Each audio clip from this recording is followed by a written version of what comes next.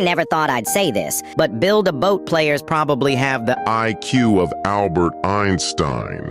Like they literally made Clash Royale inside Build-A-Boat.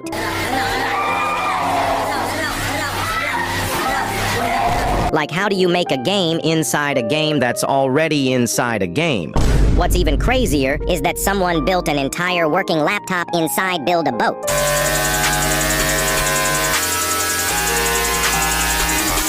I'll be honest, I don't think Build-A-Boat should be even called Build-A-Boat because we will never see See another boat be built in that game.